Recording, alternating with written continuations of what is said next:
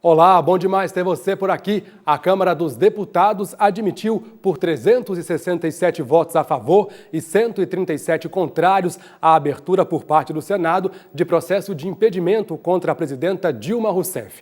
Agora os senadores decidem pela admissibilidade. Depois, tem 180 dias para julgar se Dilma é ou não culpada pelos crimes atribuídos a ela. É um momento histórico que nos leva a fazer muitas perguntas. A principal é impeachment ou golpe? No programa de hoje, nossos convidados respondem a essa e outras questões. Fique com a gente, o 2 Pontos já começou. Brazil not as a regional power, but as a global power. Na democracia se fala a verdade. Habemos nada. É o Dia Nacional em defesa da democracia contra o retrocesso.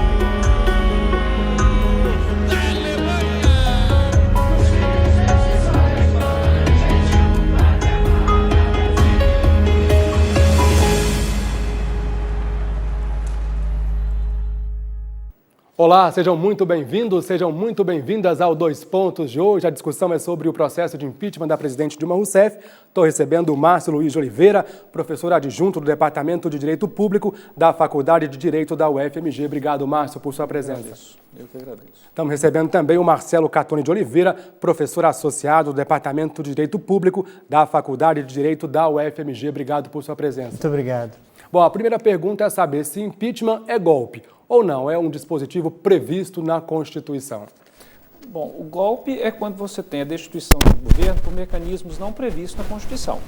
A partir do momento que o processo de impeachment ele é previsto na Constituição, o processo em si não é golpe, né? Então nós temos que entender que o fato de ser alguém processado por si só não implica em golpe nenhum. No Estado de Direito, qualquer pessoa pode ser processada por alguma eventual responsabilidade. Se haverá absolvição ou não, isso já é outra coisa. Marcelo. Dessa pergunta, a resposta, na verdade, ela vai variar, porque é claro que esse é um instituto previsto na Constituição. A questão toda é qual é o uso que dele está sendo feito, né? Então, o fato de que a Constituição adota um sistema presidencial de governo que possibilita a responsabilização do chefe de Estado e de governo, presidente da República, por crime de responsabilidade, exatamente o sentido, então, portanto, do processo de impeachment, não significa por si só que isso implique, digamos assim, numa inconstitucionalidade ou até mesmo num golpe institucional. Agora, o problema é como é que ele está sendo utilizado. Essa é uma outra discussão. Então, nesse caso, da abertura de processo de impeachment da presidenta Dilma Rousseff, você é a favor, acha que de fato tem que ser aberto um processo de impeachment ou não, é golpe? Se foi alegado alguma irregularidade, nós temos que apurar. E o processo de impeachment serve exatamente para apurar. O que eu acho é que, como é um processo de impedimento de um governo, ele implica em uma mídia, há uma mídia política. Isso aconteceu e acontece em todos os países. Por exemplo, vocês vão se lembrar do caso do Bill Clinton, né, que foi responsabilizado, quer dizer, houve um processo instaurado contra ele por ter mantido uma relação sexual na sala presidencial com a sua secretária, quer dizer, com a sua estagiária. O que eu quero mostrar é que sempre vai haver um aspecto político por trás. E o fato de existir um processo por si só, não há irregularidade nenhuma. E ele sempre vai ter repercussão política. A abertura do processo contra a presidenta Dilma Rousseff, Marcelo, é uma tentativa de golpe na sua visão? Na minha visão, sim, porque o impeachment, ele pressupõe exatamente a atribuição ao presidente da República de uma conduta que, em princípio, configure crime de responsabilidade. É aquilo que, na verdade, a gente chama, trazendo do processo penal, e nós temos que lembrar que o processo de impeachment é um processo jurídico-político, ou se quiser constitucional, aquilo que a gente chama no processo penal de justa causa. Então, se não se configura, né, quando da acusação, uma conduta que, em princípio, possa se caracterizar como crime de responsabilidade, o que está havendo, na verdade, é uma utilização inadequada do Instituto. Ok, daqui a pouco a gente vai discutir Sim. um pouco mais sobre isso, mas a gente precisa entender, então, do que a Dilma está sendo acusada, né? De praticar pedaladas fiscais e também de assinar créditos suplementares. A gente vai saber entender um pouco mais sobre isso, por isso a gente convidou o professor Flávio Couto Bernardes, que é professor de Direito Tributário da Faculdade de Direito da UFMG, para explicar para a gente o que são pedaladas fiscais e também decretos de créditos suplementares. O governo ele tinha que realizar repasses para suas instituições financeiras para que elas desenvolvessem alguns programas públicos. No caso da Caixa Econômica Federal, os programas sociais, como Bolsa Família, no caso do Banco do Brasil, as operações de crédito com o setor agrícola, e no caso do BNDES, operações de financiamento das entidades privadas para a promoção do desenvolvimento. Só que, na ausência de dinheiro nos cofres públicos para que fizesse esse repasse, a União não transferiu, mas contou com a ajuda, aspas, dessas instituições, e elas continuaram efetuando o pagamento destes programas que eram programas de governo e que tinham que ser pagos com recursos públicos, com recursos da União. Por que isso? Porque a Constituição, o artigo 36 da Lei de Responsabilidade Fiscal, proíbe a realização de operações de crédito entre instituições financeiras controladas pela União com a própria União, exatamente para que não se misture esses recursos. Então há uma proibição expressa. A partir do momento que a União não repassa o dinheiro para a instituição financeira, mas ela efetua o pagamento dessa obrigação, gera automaticamente uma dívida da União com essa instituição, dívida própria de um empréstimo que foi realizado. O crédito suplementar é uma necessidade de uma modificação dos créditos que estão previstos na lei orçamentária. Então, em todos os anos, todos os exercícios, o governo, então o Poder Executivo, deve congregar o planejamento econômico de todos os demais poderes e dele mesmo, fazendo a estimativa de qual a receita, né, que se terá no exercício seguinte, no ano fiscal subsequente, e também como ele vai realizar essas despesas. Enviado para o Congresso, aprovada a lei orçamentária, qualquer modificação no seu quantitativo vai se realizar através dos chamados créditos suplementares. Então esse é o nome e a utilização mais corrente dentro da gestão financeira do Estado. Por quê? Não há a previsão de um crédito específico para a realização de uma despesa, então eu preciso fazer a suplementação daquele crédito. Então, eventualmente, eu preciso fazer modificações nos gastos ou nas despesas, ou preciso realizar contingenciamento, como o momento que nós vivemos agora, em que as receitas elas estão caindo, então não correspondem àquilo que foi estimado, então eu preciso contingenciar, então eu vou cortar créditos que foram aprovados. Então a ideia dos créditos suplementares são sempre com o objetivo de modificar a lei orçamentária aprovada que vincula todos os gestores públicos que trabalham com recursos do Estado. Ok, agradeço demais ao professor Flávio pela presença, por ter nos enviado o vídeo. Vou começar então agora pelo Marcelo. A Dilma, de fato, cometeu esses crimes atribuídos a ela e eles são justificáveis para o afastamento dela da presidência da República? Bom, eu primeiro tenho que dizer o seguinte, tenho o maior respeito pelo professor Flávio, conheço o Flávio há 20 anos. Mas eu vou ter que discordar dele em relação a, sobretudo, a primeira avaliação daquilo que ele considera. Porque se nós levarmos em consideração tanto os termos com que a denúncia foi recebida pelo presidente da Câmara e assim mesmo o próprio relatório da comissão especial, há um único contrato em questão nesse caso, que é o do Plano Safra. A questão é que esse contrato, que diz respeito exatamente a certas análises do ponto de vista do desenvolvimento desse projeto, né, ele, na verdade, ele se dá por gestão do Ministério do Desenvolvimento Agrário, do Conselho Monetário Nacional e do Banco do Brasil. De tal maneira que a presidente não tem, nos termos da lei que aprova o plano, nenhuma competência do ponto de vista do gerenciamento direto. De tal maneira que esses repasses com atraso, etc., eles não foram feitos diretamente por ela. Então não há como atribuir, na verdade, um ato a alguém, ato esse não cometido por essa pessoa. Nós temos que lembrar o seguinte, que no caso da lei do impeachment, né, não existe a hipótese de crime culposo, aqueles que são relacionados à imprudência, imperícia, negligência, etc. É necessário que a conduta tenha sido realizada pelo presidente da República e com a intenção, aquilo que a gente chama de dolo. Então, se a gestão, na verdade, desse contrato não passa pela presidente da República, já não se pode dizer que ela possa seja responsabilizada diretamente por isso. Além disso, há uma outra questão. Não se trata de uma operação de crédito. Assim como o professor Flávio se refere à lei de responsabilidade fiscal, é preciso levar em consideração que, nos termos da legislação, não se trata de operação de crédito pela simples razão de que não há transferência de propriedade nesses casos.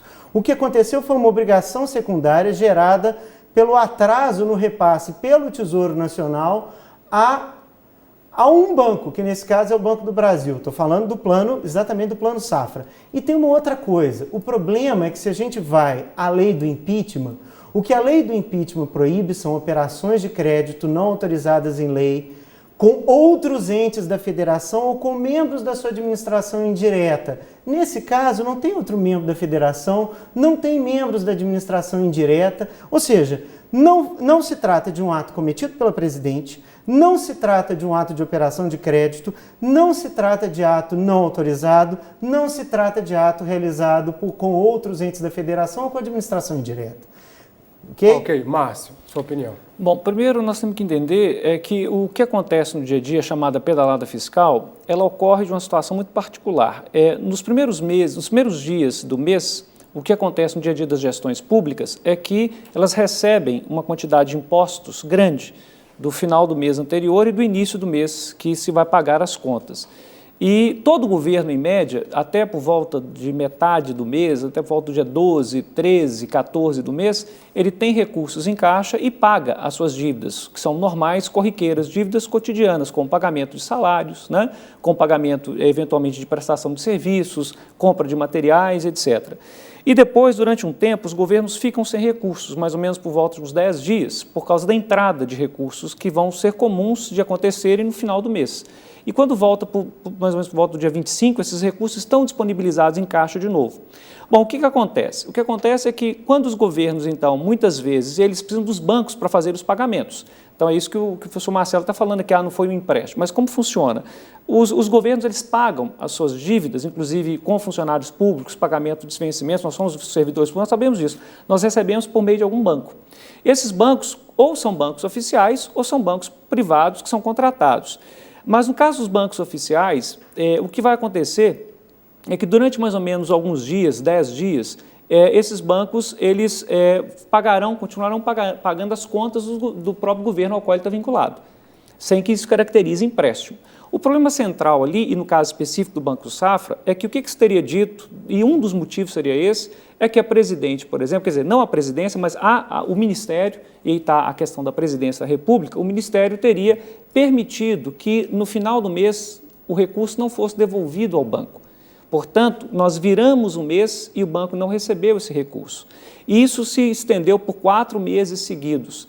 A partir do momento que nós temos 4 meses seguidos e o Banco do Brasil, ou até mesmo a Caixa Econômica Federal, ou o BNDES, continua pagando as dívidas do governo sem que haja entrada de recursos, isso caracteriza o empréstimo de maneira... Porque no direito não é o nome que faz o instituto deixar de ser o que ele é. A partir do momento em que eu não fechei os meses no azul, eu começo a caracterizar uma operação de crédito, uma operação literalmente de empréstimo, porque o banco ele não está obrigado a continuar pagando as despesas do governo entre um mês e outro. Por isso é que o governo fica sem recursos um tempo e depois, antes de fechar o mês, ele quita. E o que aconteceu mais interessante ali é que a contabilidade do Banco do Brasil, por exemplo, da Caixa Econômica e do BNDES, mas aqui especificamente do Banco do Brasil, ela não contabilizou esse rombo nesses meses. Essa não contabilização, ela caracteriza de alguma forma a fraude contábil. Isso é muito grave, porque se nós começarmos a permitir que os governos usem dos seus bancos oficiais para continuar pagando as suas dívidas normais, que não são empréstimos até aí, são convênios, mas que ultrapassem o mês fiscal, isso se estende por 4 meses e você coloca para a mídia no ano eleitoral, por exemplo, e depois, no caso da presidente Dilma, em 2015, já depois do ano eleitoral, você esconde essas informações da sociedade, você literalmente está fazendo uma fraude contábil. Agora, existe um argumento... Aí tem um problema. Aí eu vou só ter que fazer a seguinte ponderação. O problema é que aí nós estaríamos raciocinando por analogia.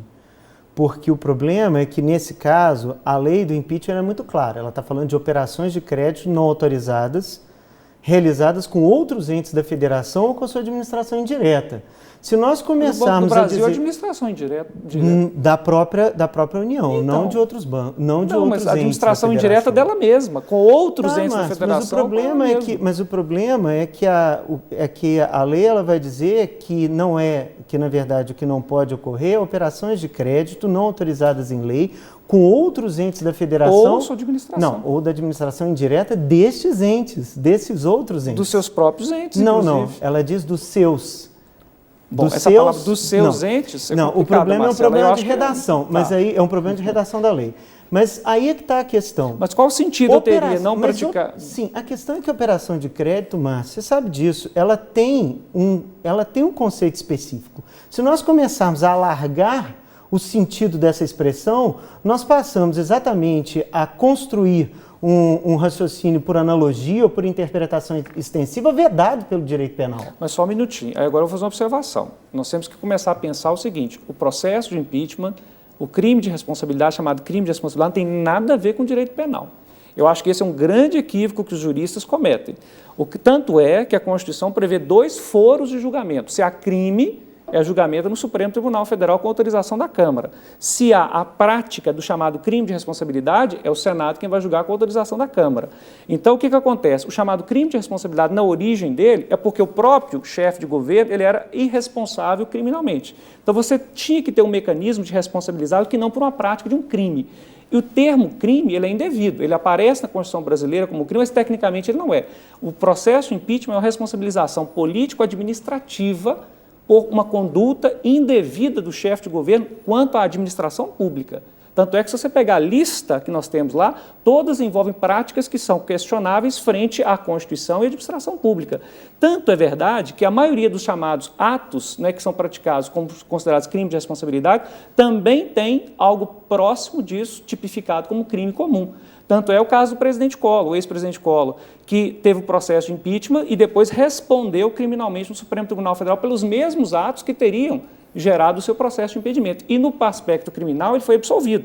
Então as garantias processuais penais e as garantias penais, elas se atribuem ao crime comum, não ao crime de responsabilidade. Porque não justifica você ter 2 foros, um político-administrativo e um outro criminal para julgar o mesmo fato. Daqui a pouco eu quero saber um pouco, só para a gente poder avançar um pouco. Aí é que está a minha discordância, pelo fato de que, primeiro, no caso, a própria Constituição brasileira, ela estabelece quais são as 7 hipóteses e ela atribui à legislação infraconstitucional a competência exatamente para tipificá-los, né? Então, para começo de conversa, não há como ultrapassar os limites da tipificação para caracterização do crime de responsabilidade. Além disso, o próprio Supremo Tribunal Federal, né, ele tem já uma jurisprudência no sentido de entender que a interpretação ela tem que ser estrita, ou seja, não cabe interpretação por analogia e nem por interpretação extensiva de crime de responsabilidade. Em relação ao problema da dimensão política, é preciso lembrar algo que eu acho que é extremamente importante. O fato de o Senado ser o órgão responsável por processar e julgar o presidente da República por crime de responsabilidade não faz dele um tribunal de exceção. Isso significa dizer que ele está submetido à Constituição. Se cabe ao Senado processar e julgar o presidente da República por crime de responsabilidade e ao Supremo Tribunal Federal pelos chamados crimes comuns, ambos os órgãos assim o fazem com base na Constituição e na legislação. De tal maneira que aí eu vou discordar exatamente no que se considera como o caráter político desse julgamento. Até mesmo, se a gente for na origem, a própria Constituição norte-americana, embora ela não tipifique exatamente os crimes de responsabilidade, ela mesma vai dizer o seguinte, que são competentes para julgar todos os crimes, com exceção do impeachment, o tribunal do júri. Né? Então, quer dizer, desde a origem, no direito anglo-saxão, né, se construiu a tradição justamente de que nós estamos falando sim de crime. E que nesse sentido, no caso dos Estados Unidos, é necessário que sejam crimes gravíssimos. Né? Tanto é que a questão a que o Márcio muito bem se referiu não foi considerado como crime de responsabilidade no caso do presidente Clinton. Agora, no nosso caso, ainda há uma diferença fundamental. A legislação brasileira, ela estabelece, ela tipifica, ela demonstra, ela delimita quais são aquelas hipóteses que devem ou podem ser consideradas como crime de responsabilidade. Por isso que eu tenho uma certa divergência com o Márcio nessa parte. Quero saber agora sobre o papel do Congresso. Primeiro vamos começar pela Câmara, né? O processo de impeachment já passou por lá, mas eu queria saber se houve, de alguma forma, um desvio de finalidade por parte do Eduardo Cunha, à medida em que parece haver alguma motivação pessoal na aceitação do processo de impeachment contra a presidenta Dilma Rousseff. O que você pensa? Bom, o que nós podemos pensar é o seguinte: a Câmara dos Deputados ela não tem nenhuma relação com o processo de impeachment. A Câmara, como o presidente da República ele é um chefe de Estado, ele goza de imunidades, diversas imunidades. Então, o que as constituições prevêem no mundo inteiro é que o chefe de Estado e chefe de governo, no caso do Brasil, para ser julgado, ele tem que ser autorizado pelos representantes do povo. Então, o que a Câmara faz, ela não faz nenhum juízo de admissibilidade, ela apenas autoriza um julgamento, que vai ser realizado, no caso, ou no Senado ou no Supremo Tribunal Federal. Então, independentemente do motivo que tenha levado o Eduardo Cunha a aceitar o processo que já tinha sido apresentado, isso não interfere, por si só, na correção ou não do processo, no caso, por exemplo, no Senado Federal. O Senado é que é o órgão efetivamente julgador. Então, o Senado primeiro vai ter que admitir e depois, em admitindo, processar e julgar a presidente, que pode ser, inclusive, inocentada. Então, o aspecto da Câmara é um aspecto autorizativo do julgamento, quer dizer, autorizar que o presidente da República possa vir a responder perante um órgão que tem competência para julgá-lo. Então, isso é irrelevante, a posição. O que motivou o Eduardo Cunha é relevante porque você já tinha uma denúncia apresentada à Câmara dos Deputados. Então, foro pessoal, eu posso te processar por um motivo que eu estou achando que, pessoalmente, posso estar com raiva de você e nem por isso descaracteriza, eventualmente, o que você possa ter praticado. Na verdade, eu tenho uma certa divergência em relação a essa posição pelo seguinte, porque é claro que se a gente fizesse uma comparação com as constituições anteriores, o papel da Câmara seria ligeiramente diferente, né? Mas, com certeza, o grande papel da Câmara, pela Constituição de 88, é autorizar o Senado a processar e julgar o presidente da República. Mas, nem por isso, a autorização ela é destituída de um sentido ou de certas exigências jurídicas, né? Quando o presidente da Câmara recebe a denúncia, né, ele tem, inclusive, competência pelo próprio regimento interno da Câmara de avaliar, mais uma vez, se estão presentes tanto os requisitos formais quanto os requisitos materiais da denúncia. E mais, desse ato, se ele, por exemplo, recusa a denúncia, cabe um recurso para o plenário da Câmara, né? Nesse caso, o que foi que aconteceu? Ele aceita, então, portanto, ele delimita o objeto.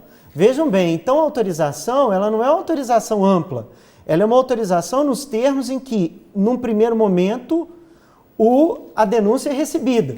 Tanto é que dessa restrição, né, cabia, inclusive, o quê? Um recurso para o plenário da Câmara. Isso não ocorreu. Então, o que o presidente da Câmara fez? Diante de todas as alegações que foram feitas pelos três denunciantes, pelo Reale Júnior, pelo Hélio Bicudo, pela Janaína Pascoal, o que ele fez? Ele restringiu a duas. E mais, a supostos fatos que teriam ocorrido neste mandato, né? A denúncia, no princípio, ela tratava de uma série de outras coisas.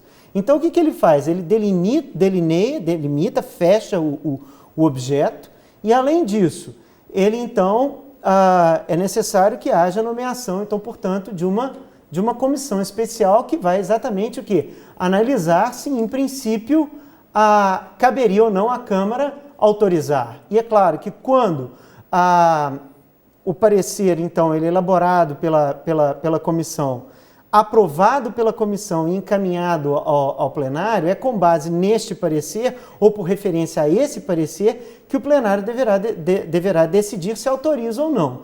Então, o fato de que não é a Câmara que irá processar e julgar não significa dizer que esta fase não seja uma fase destituída de alguns delineamentos jurídico-constitucionais extremamente importantes, né? A pergunta sobre o desvio de finalidade.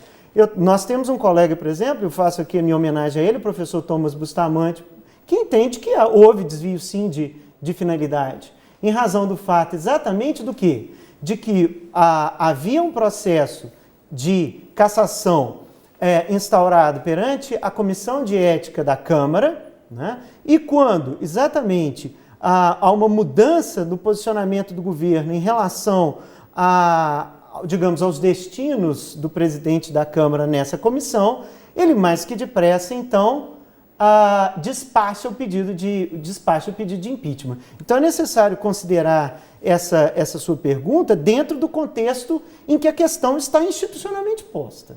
Essa, pelo menos, é a minha posição em relação a isso. Agora, vamos pensar em relação agora à questão da reprovação das contas públicas da presidenta Dilma Rousseff, né? Existe uma recomendação por parte do TCU das contas de 2014. No entanto, Eduardo Cunha, na hora de aceitar, considerou as contas de 2015. O Congresso ainda não votou essas contas. De alguma forma, a Dilma pode ser criminalizada, mesmo que o Congresso ainda não tenha julgado estas contas? Essa eu acho que é um dos grandes trunfos da defesa. Eu já falei isso em outra oportunidade, porque, na minha opinião, e o processo de impeachment, para mim, ele tem uma natureza político-administrativa constitucional, ele não envolve aspecto criminal, tanto é que você tem a possibilidade do crime também ocorrer, e aí o crime ocorrendo será julgamento perante outro órgão, um órgão judicial, que não o Senado. Então, eu acho que houve, neste caso, especificamente, talvez uma antecipação do processo de impeachment. Então, eu acho que se eu fosse hoje defender a presidente, eu partiria para essa situação de defesa, porque enquanto o Congresso Nacional não rejeitar as contas da presidente, eu acho que não há como você alegar que efetivamente você teve possibilidade de pedalada fiscal ou, eventualmente, edição de crédito adicional suplementar sem prévia autorização legislativa. Na minha opinião, o fato de não ter havido a rejeição das contas é um papel complicador do ponto de vista jurídico do processo de impeachment. Por isso que eu estou deixando isso muito claro, eu sou a favor do processo, porque eu acho que quando você alega que há alguma irregularidade no Estado de Direito, o Estado de Direito por si só já tem instituições que por si só já são capazes de investigar, averiguar e absolver ou inocentar. Mas, na minha opinião, essa, para mim, é a principal defesa da presidente, uma defesa técnica que ainda, me parece que a advocacia da União ela não conseguiu perceber essa sutileza. Gente, eu estou de pleno acordo com o Márcio em relação a essa questão, só chamando a atenção para o fato de que eu entendo de que não há como sequer aceitar uma denúncia, e eu estou dizendo isso no caso do presidente da Câmara, no caso da comissão especial e no caso do plenário, ou seja, não há como você autorizar o Senado a processar e julgar sem que esteja configurado, né, aquelas hipóteses, em princípio, previstas pela lei do impeachment, porque eu entendo que há uma dimensão político-criminal aí. Quer dizer, eu não estou sozinho nisso. A posição do professor Marcelo Neves, do professor Marcelo Galupa, aqui da universidade, aí um clássico do direito, que é o Pedro Lessa, por exemplo. Quer dizer, há vários autores. E outra coisa, há uma jurisprudência do Supremo Tribunal Federal nesse sentido. E mesmo no julgamento do chamado rito do processo de impeachment, né, na DPF 378, vários ministros, inclusive o próprio relator, o ministro Barroso, disse que não se poderia, em princípio, né, admitir um processo de impeachment sem justa causa, né? Agora, uma questão que é extremamente importante é a seguinte: primeiro, fatos que teriam sido, digamos assim, cometidos em mandato anterior, não faz sentido que essa questão seja tratada agora. Nós temos que lembrar que os mandatos são de 4 anos, né? E eles são autônomos.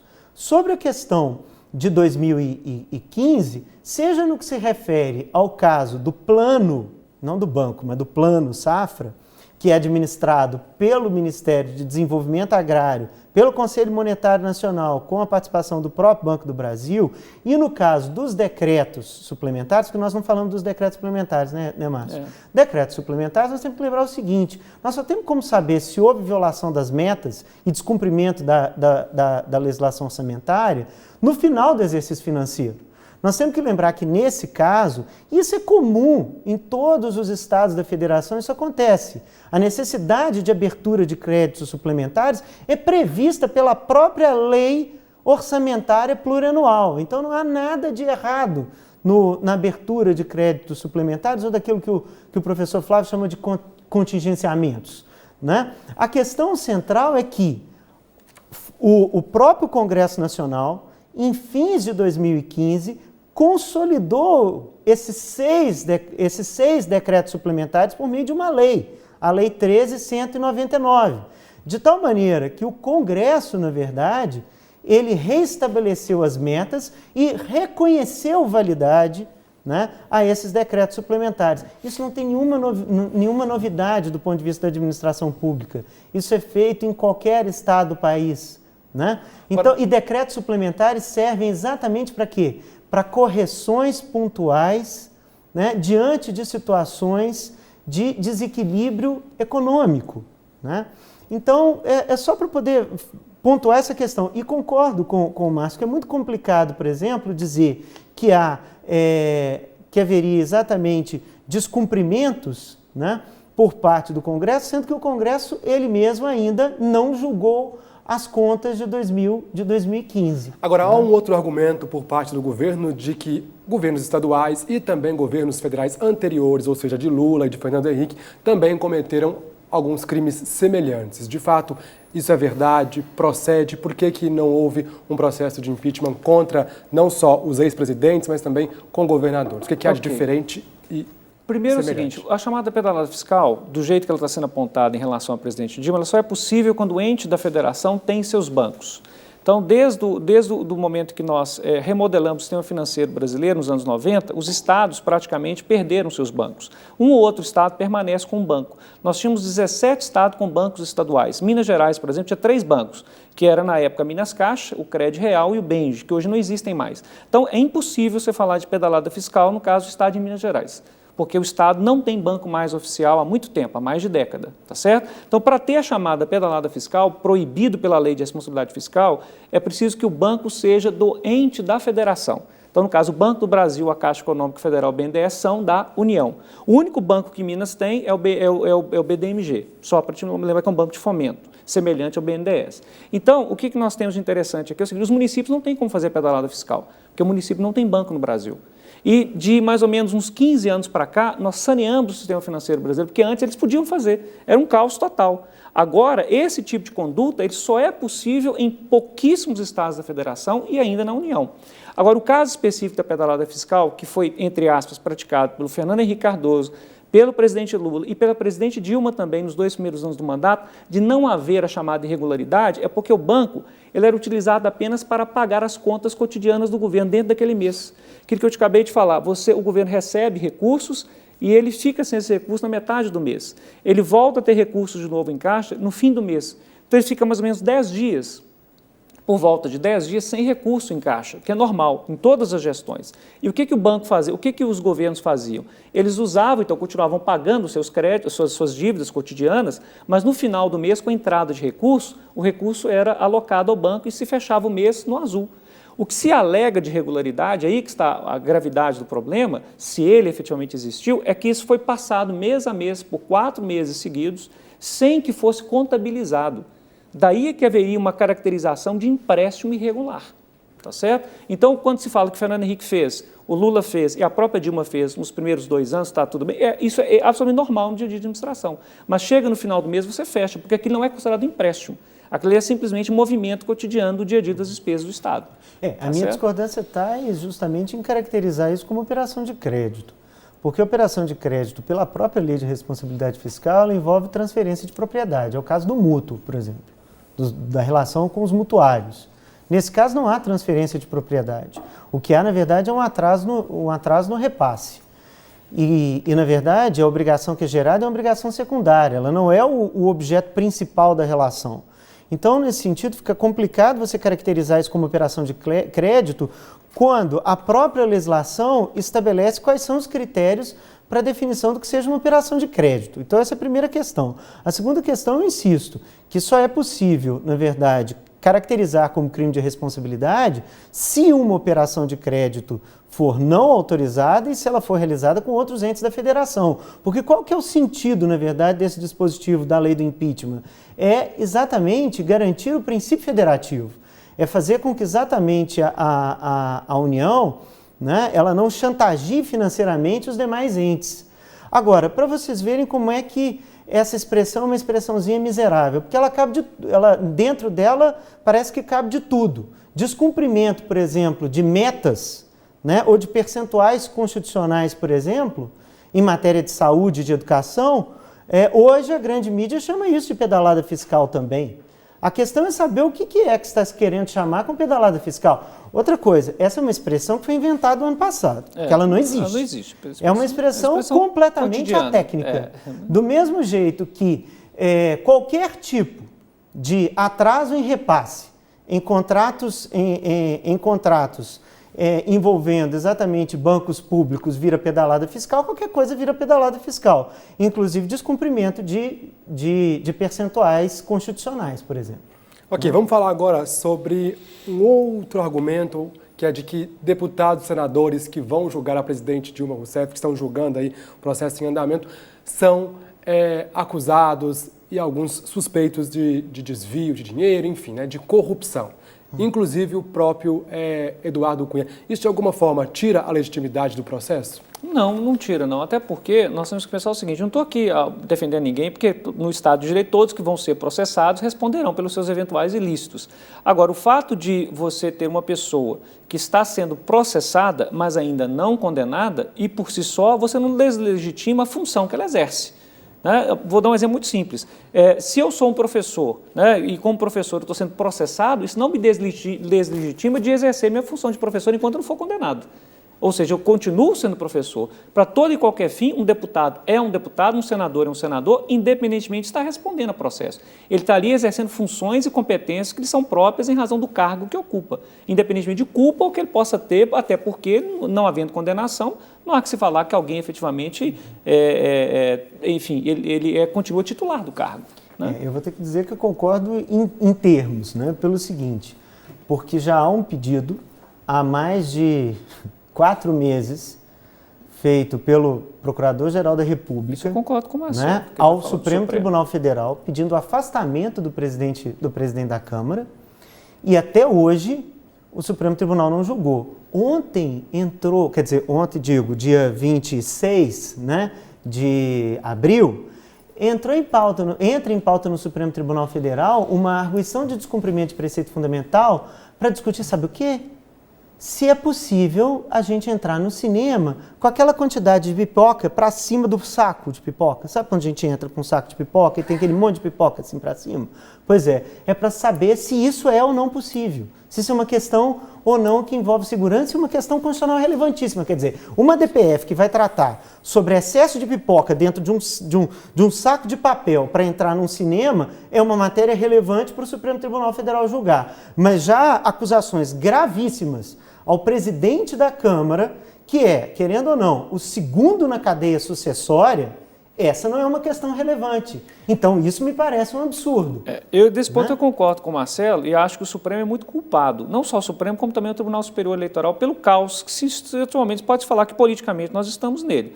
Porque o Supremo poderia ter se manifestado, já um pedido desde dezembro, se o Eduardo Cunha continuaria ou não à frente da Câmara dos Deputados, e ele simplesmente permanece em silêncio. Outro exemplo clássico é o Tribunal Superior Eleitoral, porque é muito comum as eleições municipais, não sei se vocês, o pessoal do interior sabe muito bem disso, prefeito entra e sai toda hora porque a eleição municipal é altamente questionada na Justiça. Só que, do ponto de vista de um prefeito, o problema é local. Você não tem uma repercussão nacional e internacional que comprometa a estabilidade do país. Agora, quando nós estamos falando de eleição presidencial, é necessário que o Tribunal Superior Eleitoral seja rápido, né? Que as provas sejam colhidas, até porque o processo eleitoral, né, judicial eleitoral, ele é rápido, não há por que o Tribunal Superior Eleitoral esperando já 2 anos para decidir se houve ou não irregularidade nas eleições. Então, eu acho que o nosso Poder Judiciário, e eu tenho que concordar com o Marcelo, eu até falei isso outro dia, ele é muito responsável pela situação caótica que nós estamos do ponto de vista político. Nós falamos muito da Câmara e do Senado, nós esquecemos de atribuir a responsabilidade que compete aos tribunais superiores.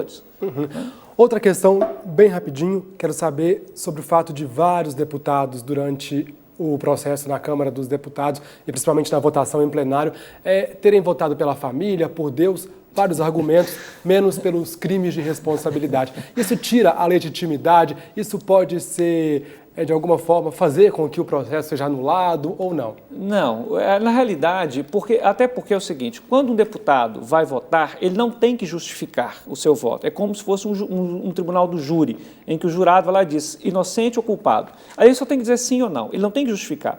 A justificativa está no parecer que foi aprovado na comissão e que está sendo objeto de aprovação no plenário. Quando o deputado vai lá e diz sim ou não, significa que ele está concordando com o parecer que foi apresentado ou não. Ele não tem que justificar mais nada, a justificativa já está lá no parecer. Ou eu sou a favor do parecer para afastar a presidente, ou eu sou contra o parecer que vai pelo afastamento, quer dizer, contrário ao parecer que é a favor do afastamento da presidente da República. Portanto, a motivação é o parecer. Eu só tenho que dizer sim ou não, aderir o meu nome é um sim ou não.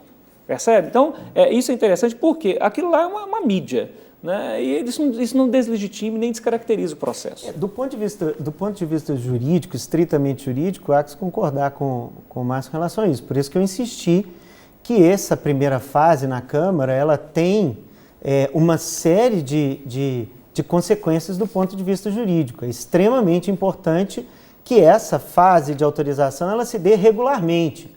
Tanto é que, quando o relatório, uma vez aprovado pela comissão especial, ele vai a plenário, é claro que o que está sendo, na verdade, analisado no plenário, né, o sim ou não, é sim ou não pela autorização ou não do processo de impeachment, considerado o parecer que foi aprovado pela comissão.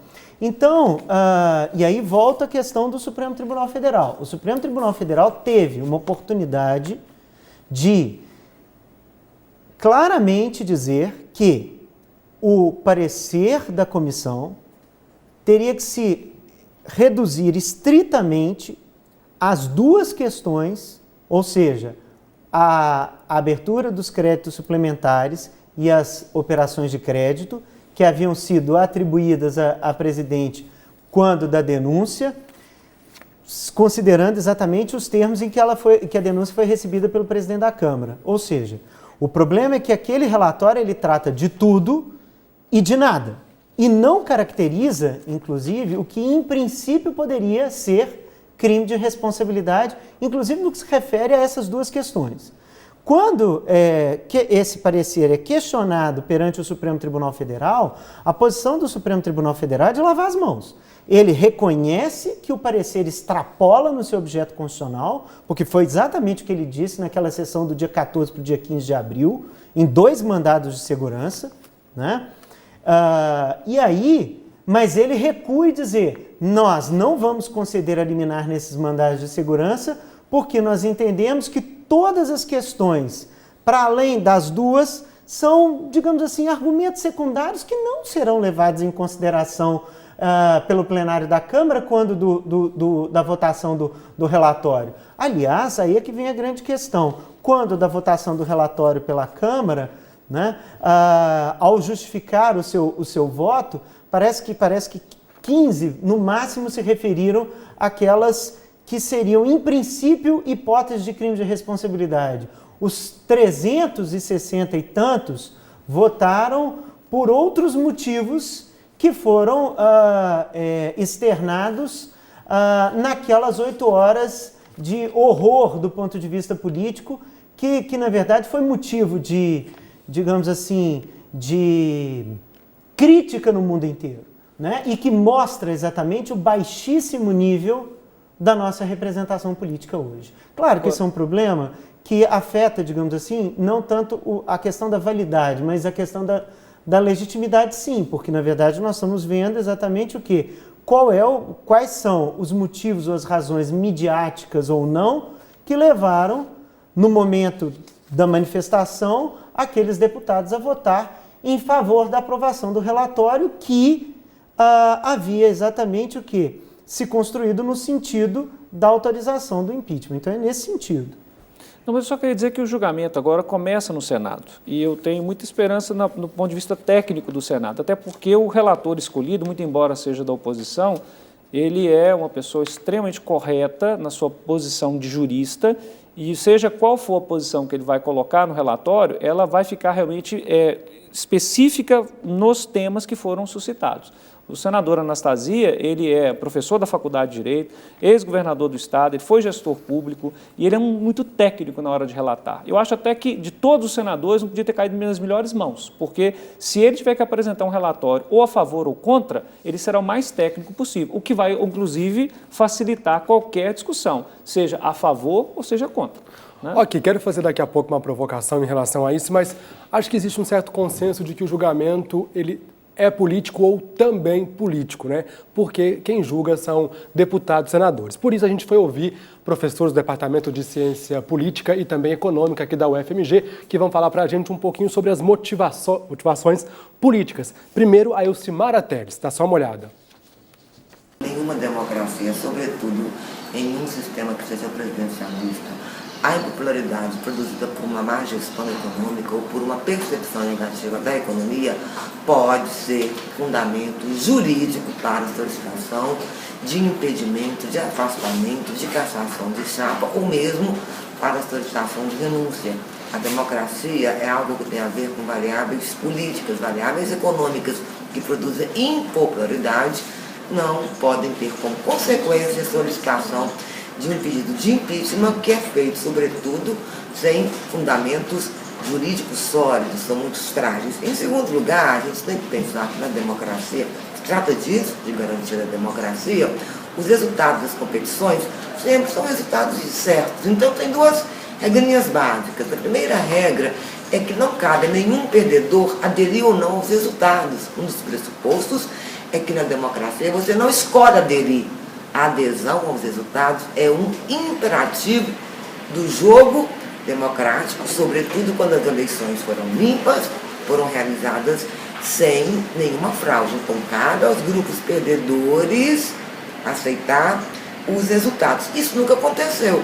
O PSDB, desde o início, sugeria, primeiro, quando ele solicitou a auditoria das urnas, em segundo lugar, quando ele tentou fazer com que a presidente e o vice-presidente não tomassem posse, ele já tentava desde então produzir o afastamento da presidência. E em segundo lugar, começou a se pensar qual seria o crime que seria utilizado para solicitar esse afastamento. O crime poderia ser Padaladas, poderia ser a Lava Jato, e agora o PSDB, junto com o PMDB e junto com partidos nanicos e fisiológicos que nos deram desprazer naquele circo no dia 17 de abril, se uniram e se recusam a aceitar as regras do jogo. Então, eu gostaria de dizer que eles entrarão no Planalto pelas portas dos fundos. A gente agradece muito a participação da Elcimara Teles, que é contra o processo de impeachment contra a presidente Dilma Rousseff. Vamos ouvir agora o William Ricardo de Sá, que é professor do Departamento de Ciências Econômicas da UFMG, que é a favor do processo de impeachment. A causa imediata é a denúncia do TCU de que o governo teria praticado pedaladas fiscais, que são um crime de responsabilidade passível de ser punido pelo impeachment. Isso é a causa imediata.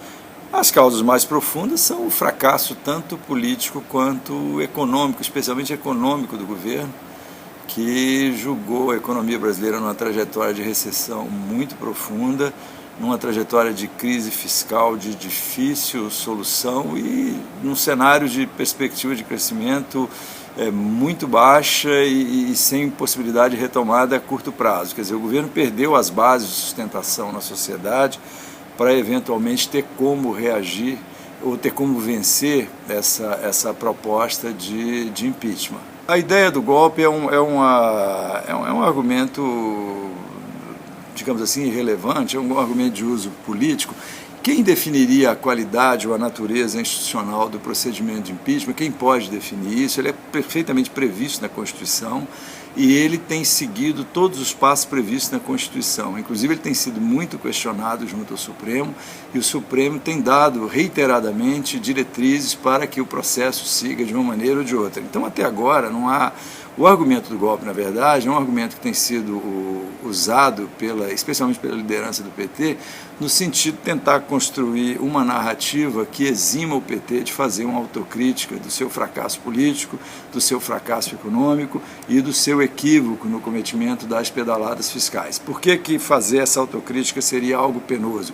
Porque poria em xeque especialmente a liderança do Lula dentro do partido, e isso não interessa. Então, o que há é um uso tático dessa expressão de que o impeachment seria um golpe, nada além disso. Ok, agradeço também a participação do professor William. Quero saber agora sobre o papel do Senado. Mais de 60 senadores já manifestaram serem contrários ou favoráveis ao processo de impedimento, e isso de lado a lado. Quero saber qual a garantia que o Brasil tem de que a Dilma será condenada ou absolvida de forma justa, com o Senado e grande parte dele que já se manifestou sem analisar. Qual a garantia que a gente vai ter de uma análise justa para que a Dilma seja condenada ou absolvida? Não temos essa possibilidade. Isso aí é uma discussão que vai levar a um debate infinito, sem nenhuma resposta.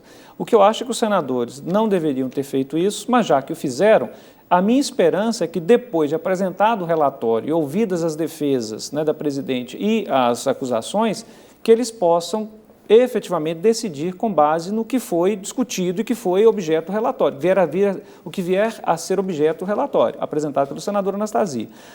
Agora, eles podem mudar de opinião? Podem. Isso é possível. Agora, eu não sei se você já está encerrando o programa, mas eu queria colocar que, independentemente do impeachment ou não, nós teremos o dia seguinte. E esse dia seguinte será trágico para o país, quer com impeachment, quer sem o impeachment.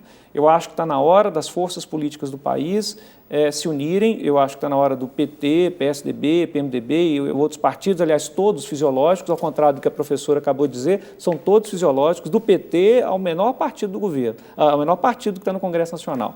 E eleições são questionáveis, a legitimidade delas são questionáveis, ainda mais quando se alega que houve o uso indevido da máquina. Mas, de qualquer forma, o que eu quero deixar claro é que está na hora de os partidos no Brasil, em prol do bem-estar da sociedade brasileira, façam um pacto de governabilidade, seja com a presidente Dilma, seja com o futuro governo que vier. O que nós estamos precisando é que, efetivamente, oposição e situação demonstrem, ou provem, ou melhor dizendo, apresentem ao país planos que possam ser efetivamente geridos a bem de todos nós nos próximos 2 anos e meio. Senão, nós vamos ver um desastre atrás do outro. Houve manifestações também por parte de senadores que apoiam a presidenta Dilma Rousseff antes de analisar o mérito, antes de analisar a denúncia. Isso também não traz uma certa insegurança? A questão, eu concordo com o Márcio quando ele diz que não há nenhuma garantia absoluta de que o julgamento será o resultado do julgamento será justo.